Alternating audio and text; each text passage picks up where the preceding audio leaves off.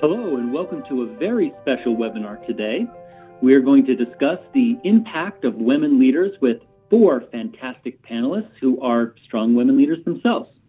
I want to thank all of our audience members that participated with us on social media to help us determine what are kind of the hot topics for today's panel around women in leadership. So we appreciate your responses, and I am confident that we will cover all of those questions and important data points, ideas, solutions that will really benefit individuals and organizations as we kind of close some of these really meaningless gender gaps in the workplace. So today we will be using live polling. You can participate on a mobile phone by texting your responses. To join by text, simply text ZF poll to 22333. You see it on your screen, and capitalization doesn't matter. You'll then receive a text message back that indicates you've joined our polling session. An alternative to texting is you can head to the link that you see, which is pollev.com/ZFpoll. And you can do that on any internet-connected device, mobile phone, tablet, or open up a new browser window on your computer, and you can join polling that way. So I'm going to give everyone just a minute to join, and then we're going to do a practice poll.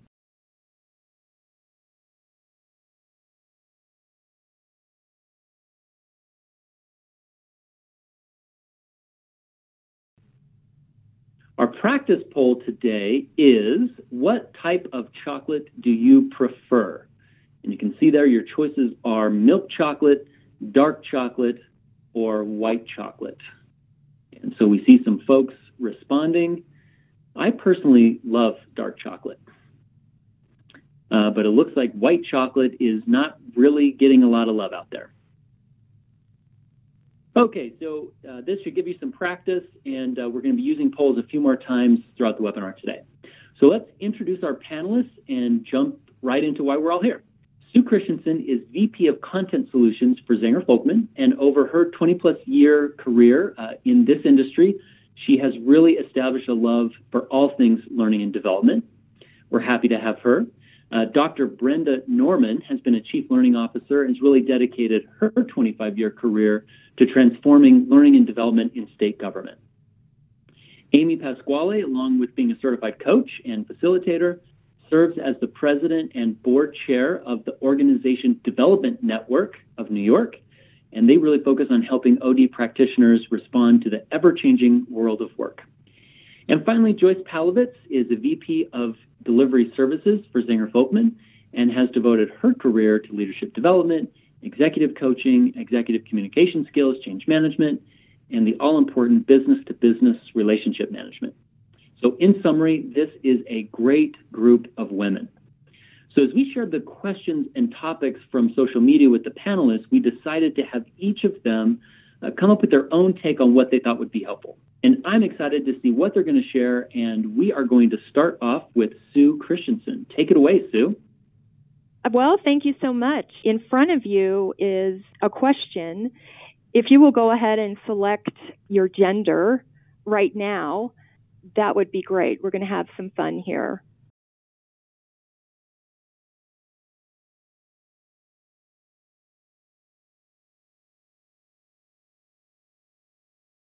Some of you may know that we are a research firm here at Zenger Folkman. And so in front of you now is another question that I think will help segue into what I'd like to talk to you about today. So the question in front of you is, when I get a challenging assignment, I usually, A, begin the work cautiously to avoid mistakes, and B, is I start the work with confidence that I can do it well. And if you'll go ahead and just choose an A or B here, it'd be interesting to see these results. Okay. So what we're going to do is we're going to use the previous poll to segment the differences between genders. At Zenger Folkman, what we've done is we have found is that in most cases, women will choose A. They will usually begin their work with caution to avoid mistakes. And men typically will choose B, which indicates that they are pretty confident that they can jump right in and do good work.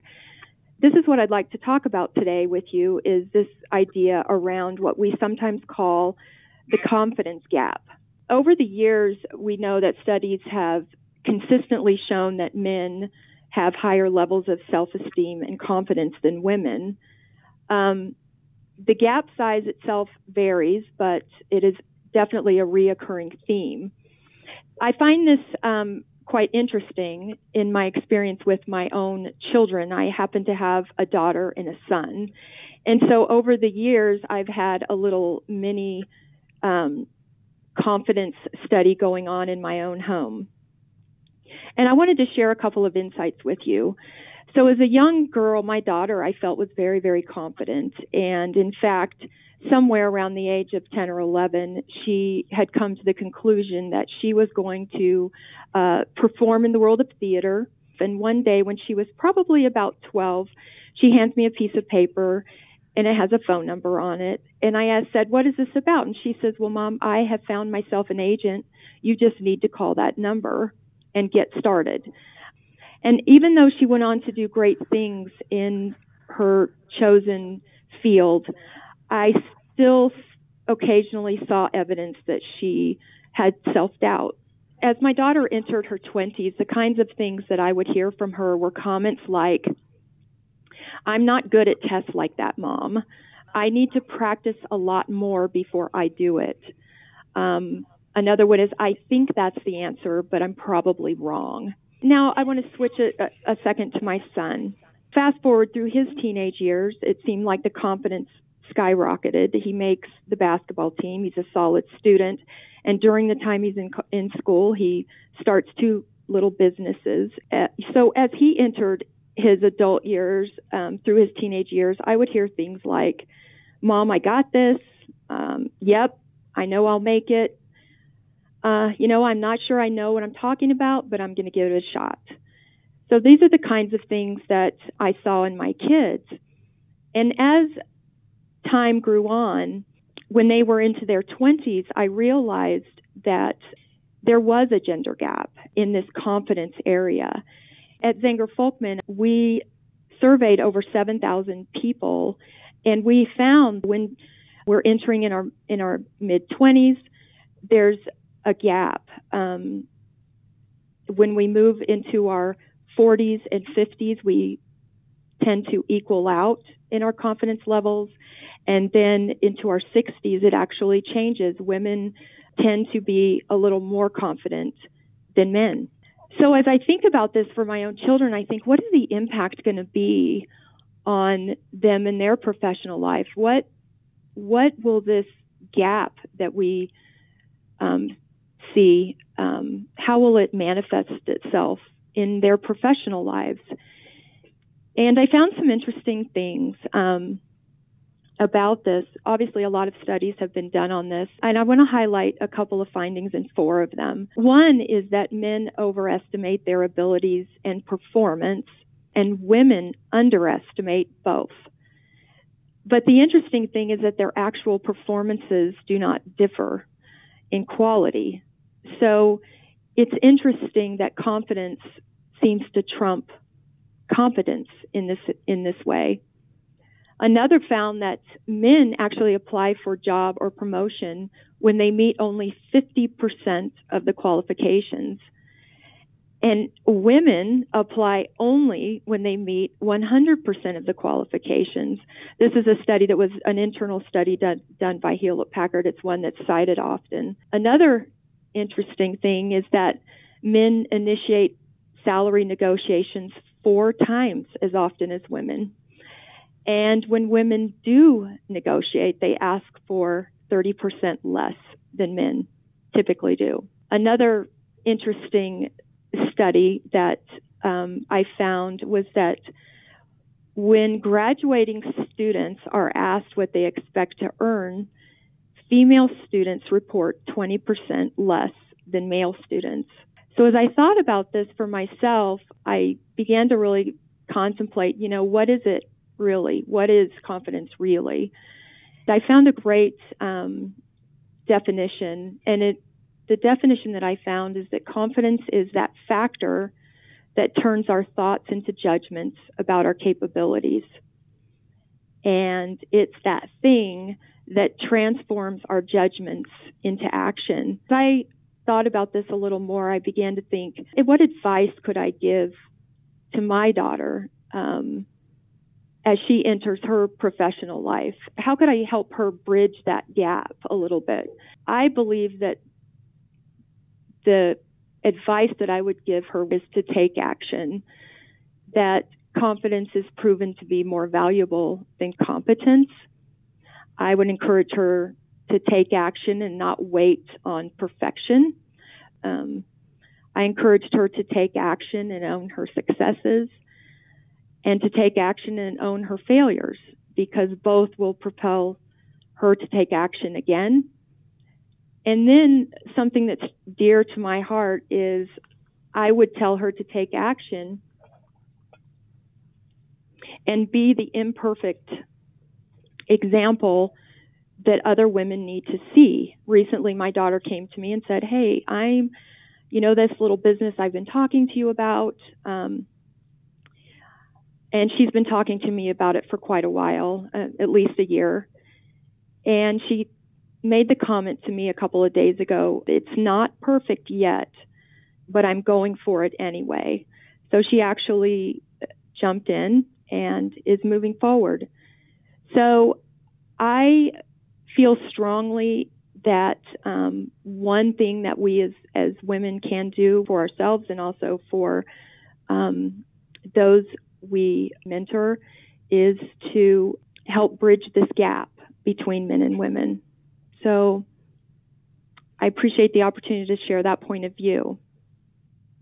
What I find interesting on this topic is the two-prong approach of encouraging women to take action and risks, but also for organizations to enable that risk-taking and break down barriers, really so that everyone can be able to move forward without, having to have that 100% of the job description met, so to speak. I also wanted to add, Jared, there's another piece of data out there that suggests that men are hired based on their potential and women are hired based on their experience. And it's interesting, again, how that plays into both the organization side of this issue, as well as what I feel also is this confidence side. Women often will not even apply for positions unless they feel that they've arrived there. Back to that 50, men will go for it at 50%, and women wait until they've met all the criteria. So I also think that statistic plays to both sides of that equation. Sue, I've just loved hearing the attention you paid to noticing the difference here, and how conscious you were of trying to support your daughter in a very specific way. And so I think it really, for me, points to clearly, one mother raising two children, getting the same messages in the same context, but in some ways that obviously the bigger culture that we're embedded in is transmitting different messages to that young man.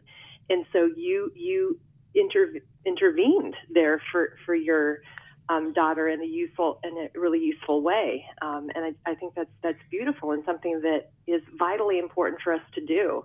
And I also wonder just about, I think we've seen progress, or how I've seen progress in my lifetime is that we're now all more aware of these dynamics going on. And so we can start to talk about them amongst ourselves as women, but also with our men, and not to victimize or blame and say, oh, you're doing this on purpose, this is so bad, but to really start to sensitize people to things that are happening unconsciously. And for us to all say, oh, wow, we could make a change, we could make this different, because I think we do want it to be different.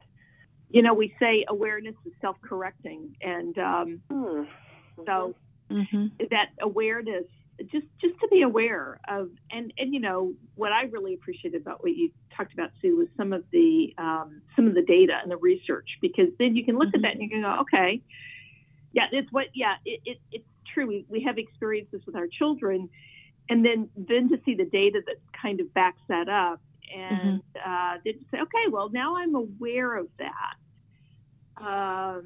I can now think about how I behave into that awareness. So awareness is a good thing. What a wonderful topic. Thank you, Sue. And now let's transition to Brenda to share her thoughts. Brenda. Thanks, Jared. I am going to be talking about some methods to attract, develop, and retain women in leadership positions. There's a really strong business case for attracting and keeping women leaders in the workforce. And I'm just going to cite some studies that were done. One is a study conducted by Zenger Folkman, looked at the results of over 51,000 leaders who had their leadership effectiveness evaluated. And overall, women outperformed men at each level of management, whether they were middle managers, senior management, or top management. Secondly, McKinsey research found that companies in the top quartile for gender diversity were 15% more likely to outperform those in the bottom quartile. And you can imagine that would result in significant profits.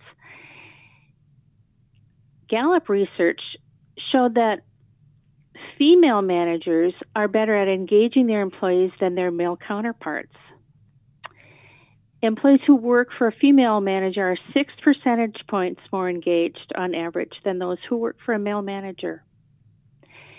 And we all know the impact of engagement, engaged employees, because they're involved in, enthusiastic about, and they're really committed to their work, and they contribute to organizations in really positive ways.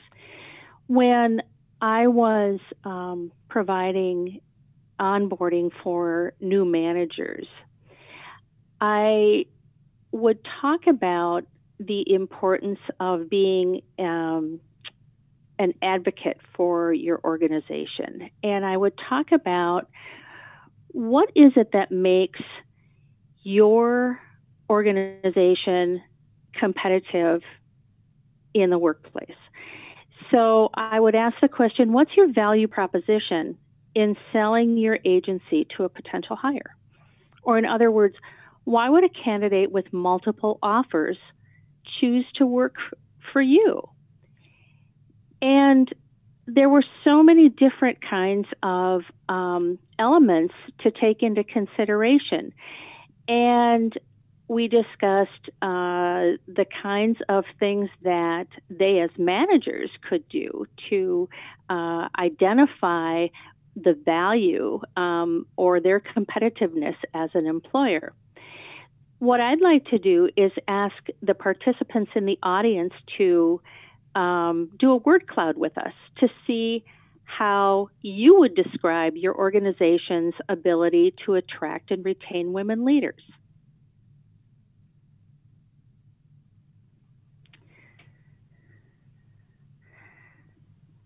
Oh, I see some really fun responses here. Mentoring, flexibility, women's networks. Thanks for your responses. They're great. Really going to provide a lot of ideas for other people.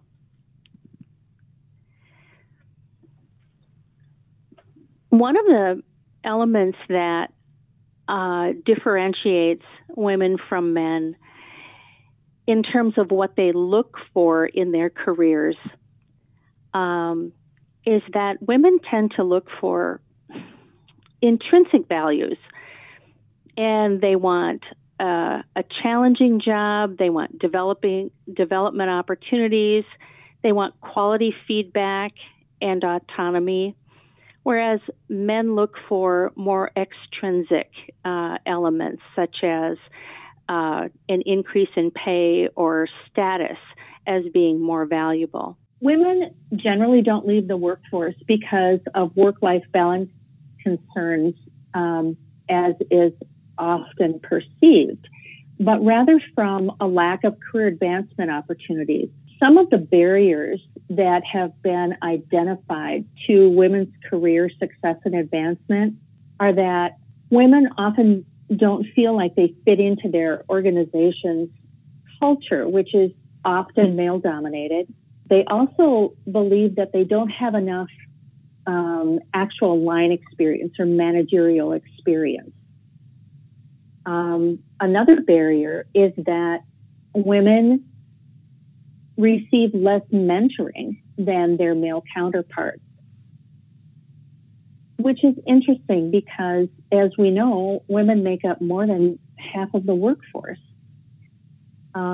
Executive women experience more social isolation, and they depend on more formal organizational career networks than the informal structures that occur in companies. Another one is that women are more likely to be viewed stereotypically than men, and that makes it more difficult for them to access key developmental assignments. And for example, we can't assign her because she wouldn't be able to travel because of her family. Also, there's a discrimination that occurs in geographic mobility. What we're finding is that the smart employers are really taking some innovative approaches to talent management. One of these is accountability at the top. And because top management is seen as the gatekeepers and the enablers of change, engagement at this level is really imperative to establish the role model and the expectations for promoting and developing women. Another element that I read about is reverse mentoring, and it was also called reciprocal mentoring. It's a great example of how to create visibility of up-and-coming female leaders into the top executive ranks. And it exposes women leaders to the most strategic work at the company. It really helps break down some of that unconscious bias and exposes women to those informal networks. And so the women have opportunities to interact with people that they might not do in an ordinary work day. There's another one that I saw that was really exciting called a buddy system. And the buddy system matches senior leaders to women for a year or two with the objective to build confidence, create visibility of internal talent, and to connect these women with access to stretch assignments. And what's exciting about this is that the company measures the results of the coaching efforts, and they hold each coach accountable for the success of the employee that they're coaching. And the results are tied to the coach's performance review and compensation. So there's some real teeth in that model where it's not just giving lip service. It really is holding people accountable. Another example I saw was that one company that maps out careers for its employees after their first year in the company, and they're adjusted yearly. So the development plans, the stretch assignments, the promotion, networking opportunities are completely equal for men and women with similar capabilities. And this removes the chances of women not being aware of opportunities for their development, And it really creates visibility again to top leadership.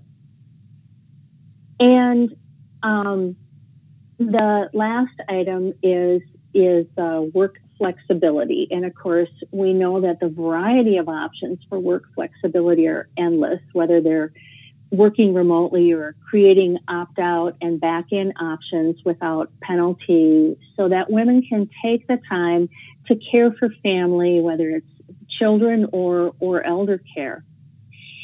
And while these are only examples and they're not a prescription, and I know that large employers, small employers have different abilities in their opportunities to provide these opportunities for women.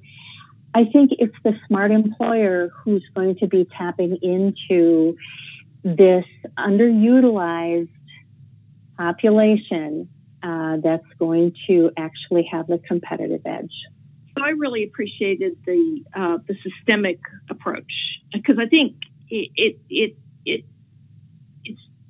people go, well, of course we need more women at the top, but how do we do that? And I think the more that we can show these systemic approaches that actually start to change what's going on in the system, the better off we will be. It's through those kinds of things that we create the environment for people to thrive, all people to thrive. I saw a video floating around LinkedIn where a boy and a girl are brought into a room and they're asked to do a task together, basically putting balls in these large buckets. And when they complete the task, they're given a candy reward. But the boys get significantly more candy than the girls. And what was amazing to see is that the boys instantly recognized it wasn't fair. And, somewhere, as you look at this, somewhere along the line, somewhere along the way, the instant recognition of these gender gaps kind of fades. And so I appreciate these kind of talent management strategies that can help close those gaps, bring recognition, and ultimately benefit everyone in the workplace. Great. Well, that's 2 home runs in a row. Amy, you're up. Can we go 3 for 3? Yeah. Awesome. Well, when I was asked to join today, I was initially daunted because this is a big topic. And one of the questions that started to form in my mind was really, how do we support women to develop their leadership potential and support an organization's ability to recognize that potential without turning the woman or the organization into villains, victims, or defects? So there's a way that when we start to privilege one class or one group, it starts to feel like we're saying that others aren't as important or in some ways wrong. And so we really want to avoid that, or at least I do, because I think we can fall prey to oversimplification. And what I've found is that often manifests in a conversation where we're only talking about how women need to be fixed, or we're only talking about how organizations or systems need to be fixed. And I think resting solely into either of those perspectives is going to limit us and inevitably leaves me feeling like we aren't really having a fruitful dialogue. So I turned to an expert on women and organizations, and that's Robin Ely from the Harvard Business School. And the reason I did that is because I've had the pleasure of working with Robin on a leadership project, and have learned so much from her about how to support both women and organizations. And she calls it the both and kind of solution, if you will. And I'll read a quote from one of her articles that got my wheels turning. The quote is, "A significant body of research shows that for women, the subtle gender bias that persists in organizations and in society disrupts the learning cycle at the heart of becoming a leader." So then that got me thinking, well, what is at the heart of this learning cycle? What is she pointing at? And she really conceptualizes that becoming a leader is at its heart an identity project. And I think this distinction really helps us decouple the development of leadership skills from the development of a leadership identity. And the reason this is important is because when we look at how women score on 360 assessments, Zenger-Folkman's research supports this and many other studies, women on average score higher than men. And simultaneously, women's potential as leaders goes under-recognized. So then we have to beg the question, right? So why is this? Well, in my view, this is where we have to implicate our cultural ideologies that are conveyed to all of us, men and women alike. And really, it conveys to us what a leader looks like. These ideologies are, of course, shaped by organizational hierarchies in which men predominate, along with practices that equate leadership with behaviors believed to be more common or appropriate in men. Therefore, powerfully, if unwittingly, we communicate that women are ill-suited for leadership roles. So I'd like to focus my time on how organizations can support women and how women can support themselves in their development of an identity as a leader. And so there are really 4 ideas that I want to briefly touch on. The first is women leader role models. The second is anchoring into purpose. The third is creating networks. And the last is using 360 feedback to help reset perceptions. So if we start with women role models, what's going on here? Well, simply put, we just have fewer of them. And one of the ways we learn new roles is actually by seeing people in those roles and then emulating and experimenting. So a man obviously will have several different male leader role models to pick from and choose amongst a variety of behaviors and approaches and starting to find those that fit. So kind of like trying on different, outfits. And a woman's process is a bit delayed because she firstly is struggling to find someone she can model off of, relate to in some way, or is left really trying to figure out how do I translate what I'm seeing in a man to myself. So then we have to think, well, what can an organization do? What can women do about this? The answer, in my view, is pretty straightforward. Organizations need to be much more intentional about promoting and making visible women in terms of leaders, both in their organization and outside of them. So when you're bringing a panelist in, or when you're bringing different facilitators or trainers in, when you're bringing in people that have some kind of gravitas, paying attention to the gender dynamics there. And I think that there have been efforts, or I've seen efforts being made on that front. And for women, we have to be actively pursuing role models, and if they're not in our organization, pursuing them outside of our organization. And I think we've seen a lot of examples of women's networks springing up to help provide that resource for women. And then women leaders need to really recognize that you're a role model and you can make yourself visible and you can think about ways that you can and do serve as a role model for others. So on this note, I'd like to engage you via a word cloud. So what I'd like to know is this. What word would describe how you've approached being a role model for other women leaders? Just give you a moment to think about that. Type in your answers. All right. I'm seeing some answers that I imagined might happen. Things like, I've never considered this. I'm a little tentative to do this. I'm doing this actively. Excellent.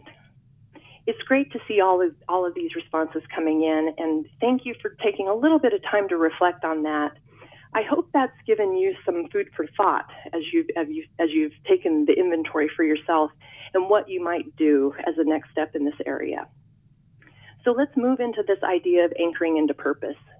And what I really like about this concept for me is that this isn't something that I had really considered before as having a gender element. So I'm a big believer that all of us need to find purpose, and I think a lot of research supports that.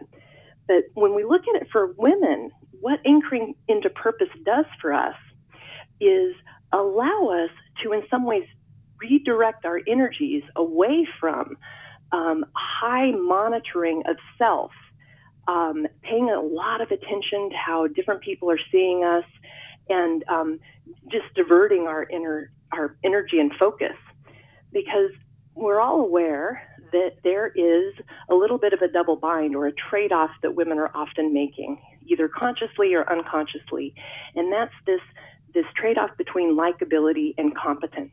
And that requires a lot of energy to always be paying attention to that and attending to it. Additionally, women, as they rise, become more visible because they're more scarce. And what can happen with this is a heightened level of scrutiny or feeling of being scrutinized, and that can lead to risk aversion and micromanagement. Again, to keep oneself safe. That's what all these behaviors are designed to do. And so we can combat this high self-monitoring and risk aversion by helping women stay focused on being grounded in their purpose. And this can, in some ways, serve as a way to define themselves, measure themselves, and help them choose behaviors that support moving in that direction. So I'm really excited about that, because I can really see the power of that mindset shift and how it can help divert energy in a more productive way. So the next thing, of course, we need to talk about is networking, because what professional hasn't heard about this? And we all on some level know how important this is, and it's critically important for women, and there are really three reasons. First, we have to acknowledge that there are simply systemic differences in men's and women's formal organizational positions. This, together with people's preferences to interact with others of the same sex, yield dramatic differences in the composition and structure of men's and women's networks. So in settings where men predominate in positions of power, women have a smaller pool of high-status, same-gender contacts on which to draw, and fewer ties to powerful, high-status men. So that's the reality of it. Men and women also use their networks differently. So men's networks are mostly men and multi-purpose. So they're social, they're strategic, they're business-oriented, whereas women tend to build more functionally differentiated networks, obtaining instrumental access from men, because that's where the power resides, and friendship and social support from women. Additionally, women may feel reluctant to undertake some of the quote-unquote instrumental activities required to build strong networks, fearing these activities appear inauthentic or somehow manipulative. So, well, what can we do about this?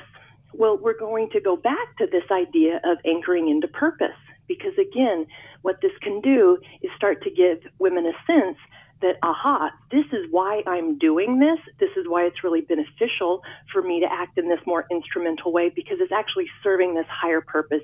It's not just serving me. It's not being manipulative. It's not being inauthentic.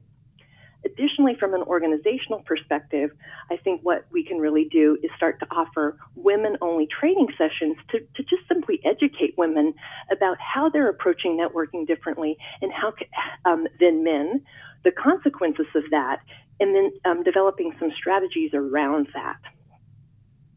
So lastly, I'd love to talk to you about 360 data, and I was just so jazzed to see this in Robin's research, because certainly I spend a lot of time with Zenger Folkman talking with people about their 360 data. And so what's going on here is women in the world of organizations typically receive less critical feedback than men. So they're not as attuned to what's really going on or the perceptions that people hold about them. Feedback, of course, is more comprehensive than other types of feedback, so it gives us a better picture of what's really going on. And lastly, when we look at women's 360s, often the likability competence dichotomy or bind starts to show up, and it can make it difficult for women to figure their way out of that. So there's two things that we can start to do here. The first is, for women, we can use this strategically to engage in the discussion with our peers, with our direct reports, with our bosses to say, hey, here's how I'm doing, and really connects their competency to their leadership credibility. So it starts to shape people's perception. And certainly we talk about this within our Zenger Folkman research, that you want to involve others in your development. And so this is a way to actually shape people's impressions. And then from an organizational perspective, we need to be mindfully attending to the feedback debrief process with qualified coaches. And this just isn't an advertisement for the services that Zenger, Folkman, and I provide. But it's really important that women can start to see perhaps some of the trade-offs they've made between the likability and competence, and get them to see that they don't have to make that. There may be a useful way that they can include both. And so that's what I had prepared today, to just give you a little bit of a bird's eye view of some key ways we can help women and organizations support women in developing their leadership identities. I think we did it. 3 home runs. That was great. I really appreciate the idea that you shared around women leaders recognizing that they are a role model. And I don't think, you have to be an executive or a senior leader to be a role model. There are a lot of ways that women can act as role models for others. And so really thinking about that, I think is a great idea. Yeah, thank you. All right, Joyce, bases are loaded. Are you ready to hit the grand slam? No small task there, Jared. So as I've listened to my colleagues here, and I'm so appreciative of the variety of viewpoints that have come through, we've certainly got some systemic work to do. And I think Brenda touched on that with a lot of what she was talking about. Sue touched on that. Amy, everybody touched on that.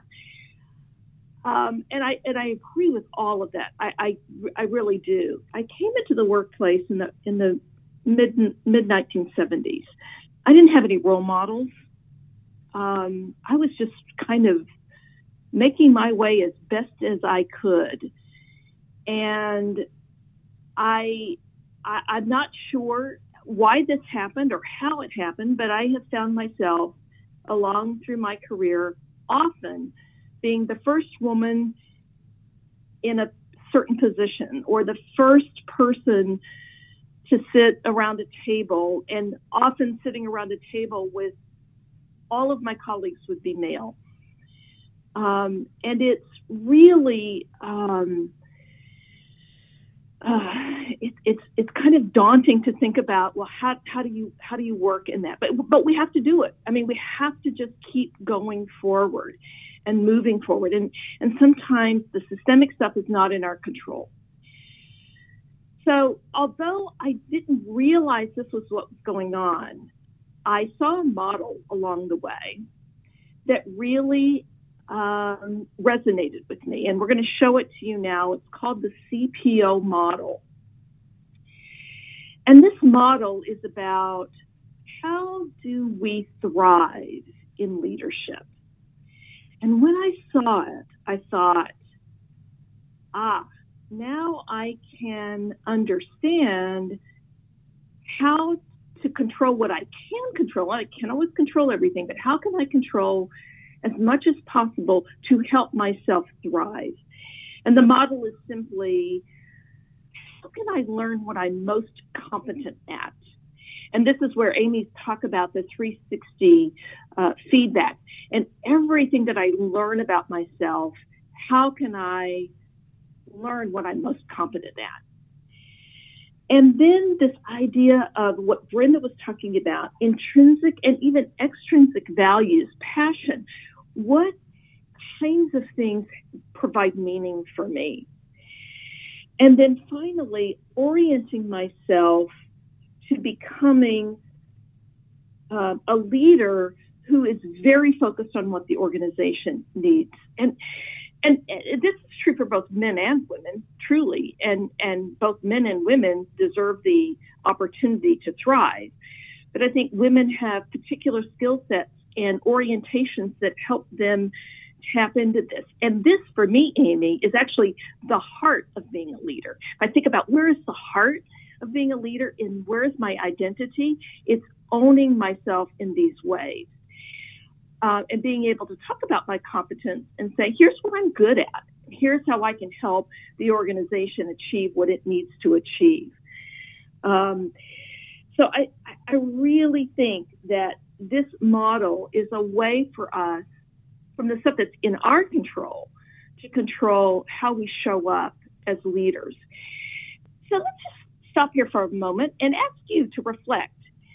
When was the last time you felt you were truly thriving professionally?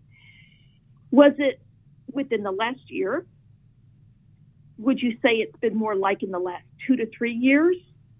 Or would you say, whoa, it's been a long time since I felt I was thriving? So just take a few moments, answer the poll, and we'll show you the results here in a moment when we give everybody a chance to answer.